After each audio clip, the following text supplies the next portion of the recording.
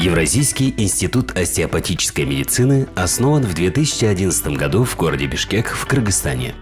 В институте проводится обучение и профессиональная переподготовка по профилю остеопатия специалистов, имеющих высшее медицинское образование, и студентов выпускных курсов медицинских вузов.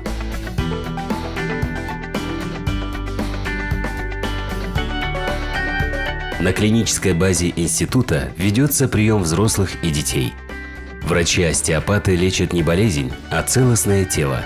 Они находят соматическую дисфункцию, породившую болезнь, и с помощью мягкого ручного воздействия на тело пациента восстанавливают нормальную подвижность тканей организма.